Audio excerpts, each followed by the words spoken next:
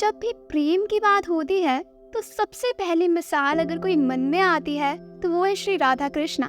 राधा या कृष्णा का प्रेम इस संसार से परे है।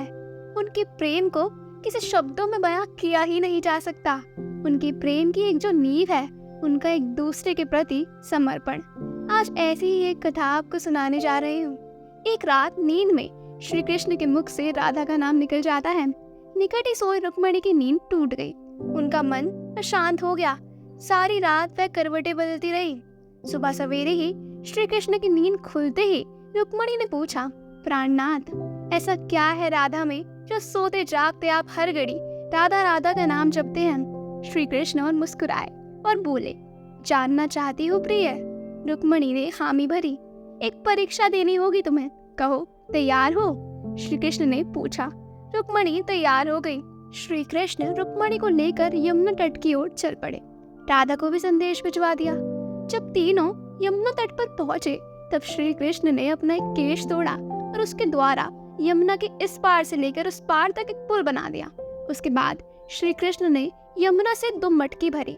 एक मटकी रुक्मिणी को दी और दूसरी राधा को, और बोले, मेरे प्रेम को स्मरण करते हुए ये मटकी पुल के उस पार पहुंचा दो। रुक्मिणी मटकी लेकर पुल में चलने लगी। कुछ दूर चलने के बाद उन्होंने पुल के दूसरी ओर देखा तो वो सशंकित हो गई। उनके कदम डगमगाने लगे। उन्होंने सोए को संभाल तो लिया किंतु मटकी संभाल ना पाई। वह किसी तरह पुल के उस पार तो पहुंच गई, पर मटकी यमुना में ही गिर गई।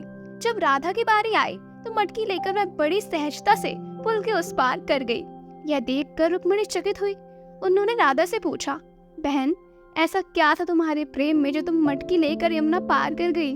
राधा रानी ने उत्तर दिया, बहन, मैंने कहाँ यमुना पार की?